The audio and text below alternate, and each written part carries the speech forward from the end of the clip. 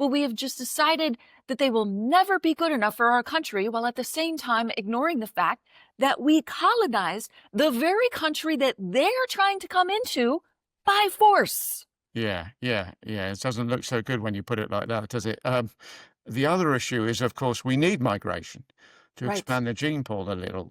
More of an issue, I suspect, in the UK. But you see some of the protesters outside migrant hotels, and you're like, I mean, yeah, your DNA is just a straight line. Yeah, we got to get that helix working, you know? Hello, everyone, and welcome to Washington to Westminster, the podcast that sees the smoke from across the Atlantic and asks, oh, are you burning down too? My name is Andrea Bridges-Smith, and with me here from the Interesting Times, it's Matt Johnston. Matt, what is the latest from your side of the pond? Well, hi, Andrea. Well, it's looking like mad dogs and Englishmen are going out in the midday sun, all over again. As senior police officers have warned that there could be a repeat of what happened in the summer of last year. I'm sure you remember that with the race riots. Yes. Honestly, when people talked about global warming ending humanity, I didn't realize they meant by boiling the brains inside their head. Yes, I'm married to a sociologist, and when you are married to one, you find out all sorts of fun facts, like crime goes up when it's hotter outside. So just pro tip for everybody, best results, you might want to just move to Mars. Good idea, yeah. Starmer himself is continuing to throw fuel on the fire. And honestly, isn't it hot enough over the whole immigration thing? So he's saying how tough they are on immigration. And the Home Secretary, Yvette Cooper, is set to introduce rules around giving the ethnicity and immigration status of anyone accused of a crime. Uh-huh. So yes, Andrea, we are bound to the violent mob who, I'm sure, once they find out that a person accused of a crime comes from a particular country, will immediately put the concrete slab down, go home and put the kettle on. Yes, of course, the violent mob, always so open to changing its mind once it gets new information. Yeah. The whole thing is not only ridiculous, it is frightening. Kemi Bay, not her again, worth mentioning that she is the daughter of immigrants as well. She is now suggesting that we should put migrants into camps. Maybe there should be like a concentration of them in these camps. Yes, okay, but important point, are there alligators guarding the camps? Because we have found that that really takes things up a notch. Oh, well, maybe sharks, because we're out on an island. Sharks with lasers on their head. Yes, Yes, laser sharks, that's what we need. laser sharks.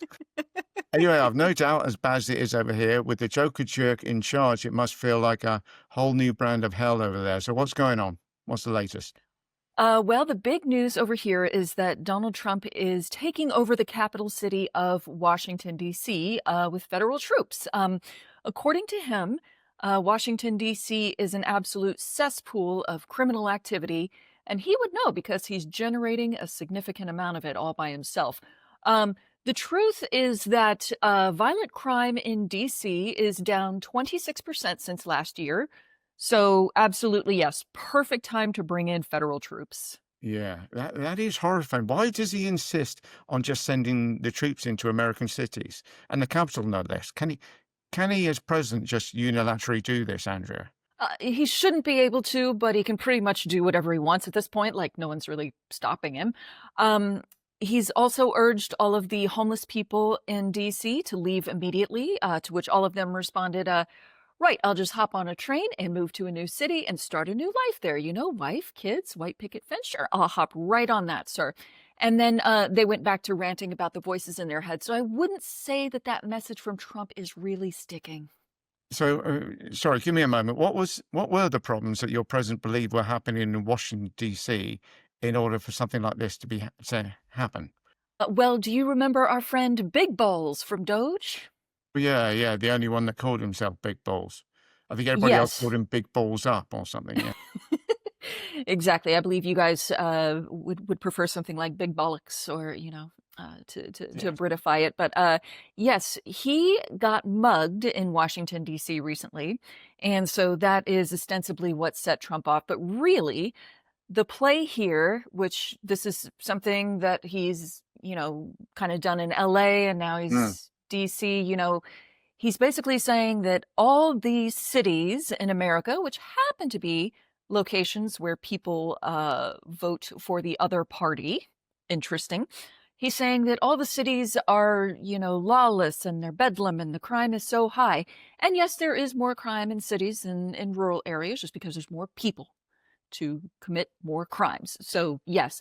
But when you look at the statistics, let's not let data get in the way of what the narrative is. But the actual statistics show that crime has been steadily decreasing in cities, including the ones that he's saying are, lawless hellscapes for the past 4 years. And the reason he's saying this is because once he declares that things are out of control, then he can bring in federal troops and bring them back under control. Well, it's interesting because our mayor, Sadiq Khan, who I know he's had a long-running, feud with Twitter feud, I think that's what they call it, with the old Yeah. president. He's published a load of figures to show that since last year, a whole load of crimes have gone down. And somebody just writes under it, just tweets under it, what about the statistics you're not showing? I'm like, what about Such them? as? Yeah, give us a clue here. Yeah. Mystery statistics, they exist. Where are they? I'm not Yes. going to tell you. You figure it out. It's like, I what's don't happening like. right now?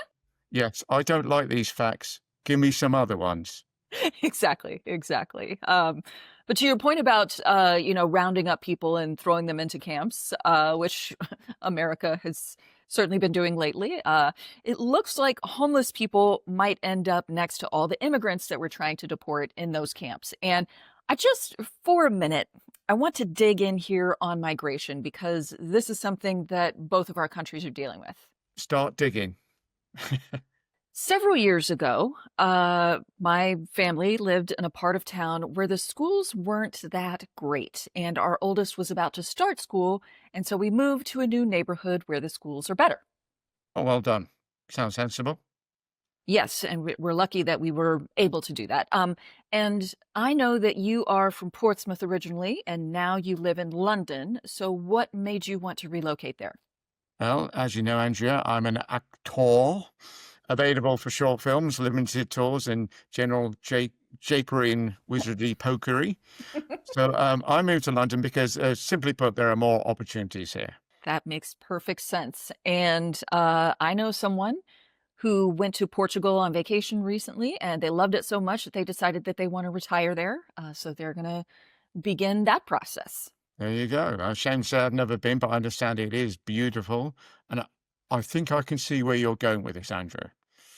Yeah, so I know people here in the States that are friends of ours originally from India, Brazil, Spain. My husband works with people from Korea and China. All of this to say, can we agree that the urge to move to a new location for a better life is one of the most natural human instincts imaginable? Yeah.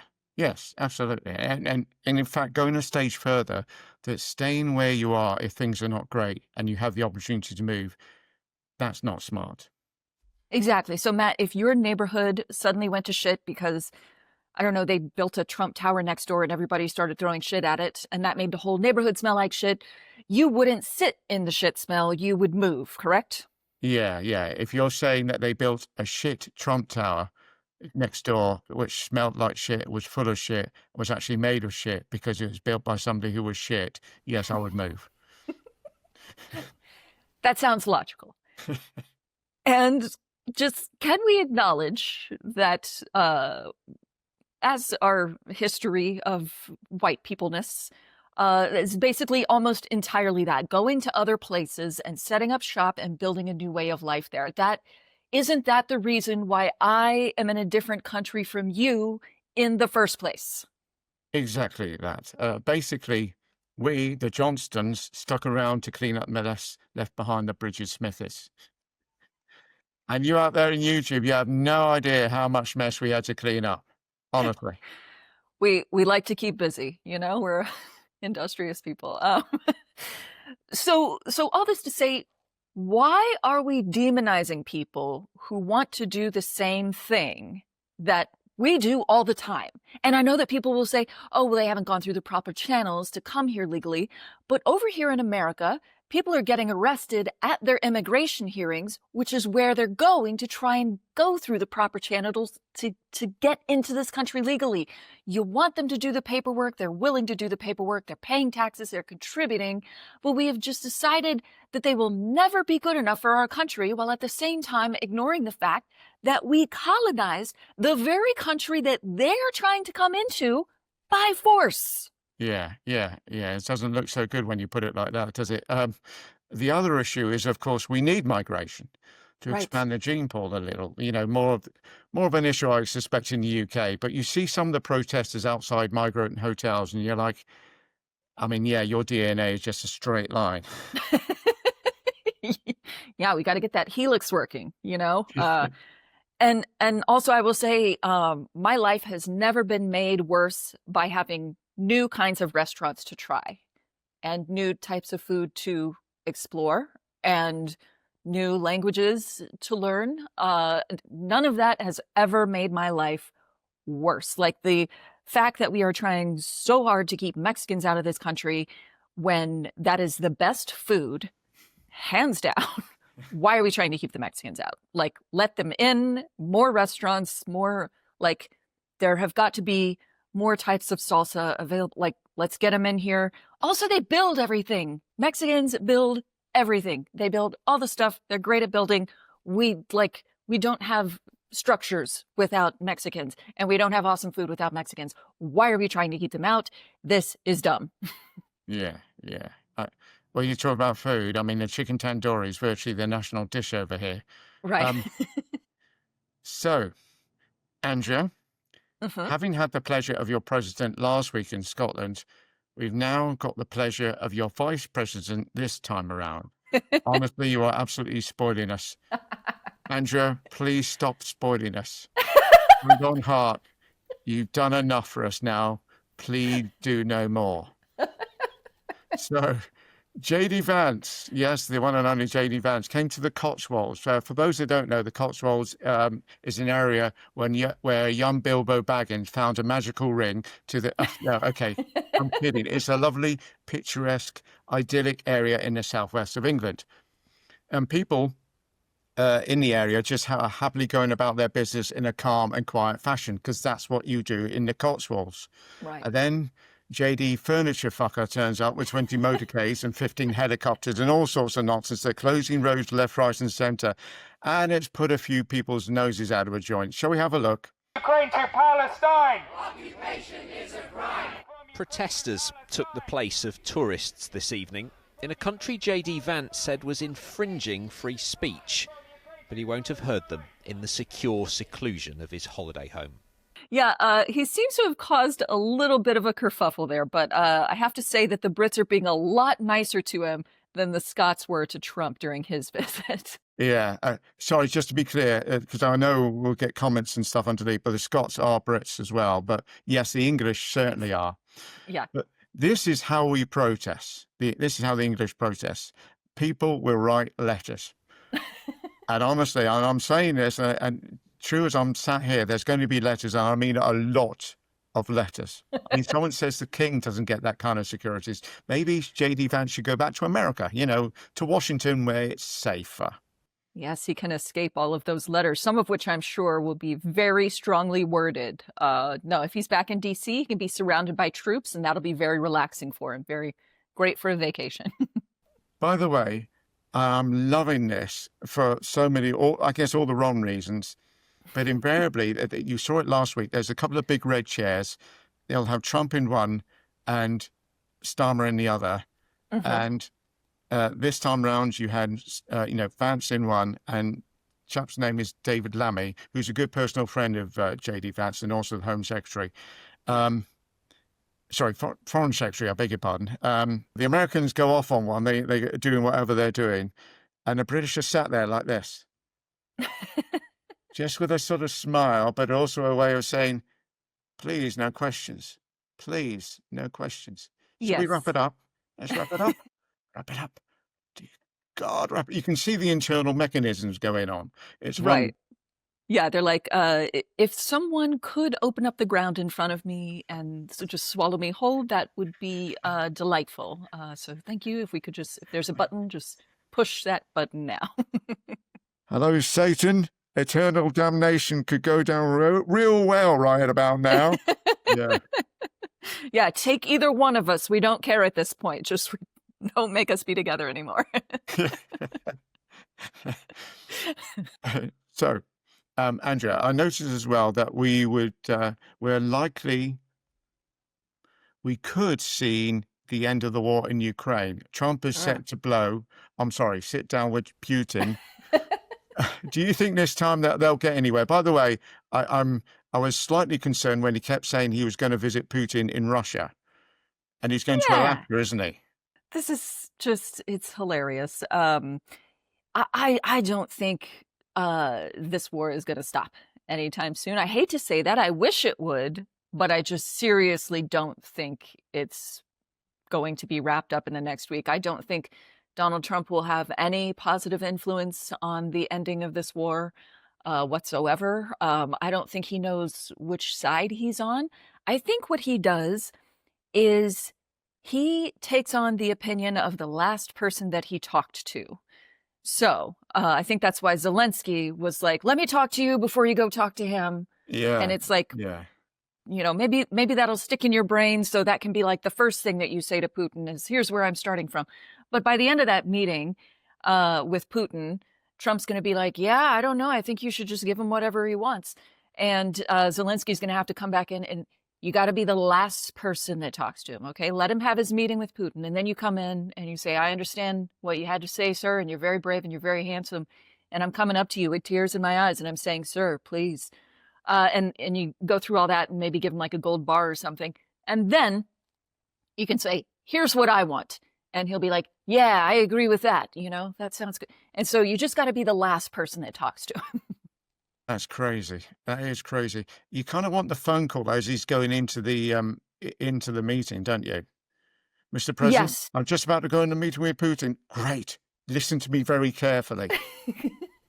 Maybe get instructions put on get him to wear some sunglasses, or look tough, and then write the instructions on the inside the glasses. Exactly. Don't give away Donbass. It's on the inside of the lenses. Yeah. Putin is not your friend. Yes. Exactly. Yeah. What do you think? Do you think there's a snowball's chance in hell of this war wrapping up anytime soon? Well, I noticed that the British government has wanted to stop the Europeans from trying to, the French and the Germans for trying to push for Zelensky to be in the negotiations. I think they see it as, I don't think they're hopeful, but I think they see that as a way of sort of sabotaging things before it even starts. I kind of get that, but it's insane to have your country invaded and not be at the negotiating table. Right. It's just like, it seems, I don't know of another country that would put up with that.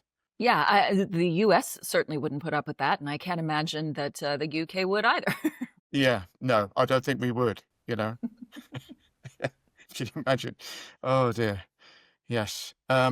Again, I think part of the problem with that is it would expose the fact that Trump all the way has sort of said, I'll get a deal. And obviously that starts to play into Putin's hand, because Putin has no interest in a deal. Zelensky does.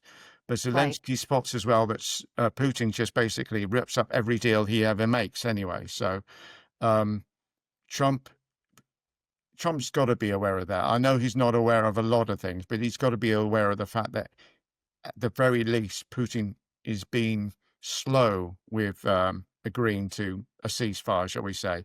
Yeah.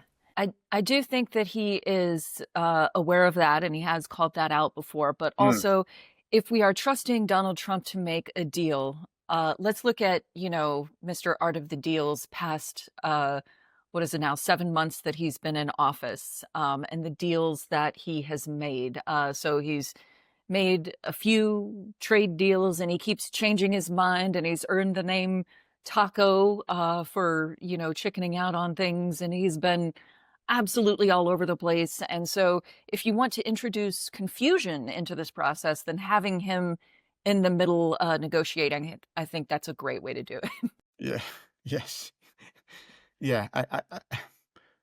Again, until Putin's serious about a ceasefire, about withdrawing from Ukraine, because that's got to be where, this sort of thing starts, right?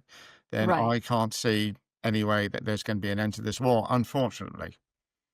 I hope that we are both wrong. Yes. I hope that by the time people watch this, that some sort of magical deal has been struck and everything, is all sorted out and all of the fighting can stop. But yeah, not optimistic at this point. Play this shortly before he goes into the meeting. Perfect. Exactly, exactly. All right. So, thank you for joining us, everyone, today. Now, to keep up with the American news, can I recommend Andrea's channel, which is at Phoenix News Network, and you can find it all right here. So, go down, click on subscribe, and join Andrea for more news. For the British stuff, please consider subscribing to my channel at theinterestingtimes.co.uk, and we will see you all soon. Take care. Bye-bye.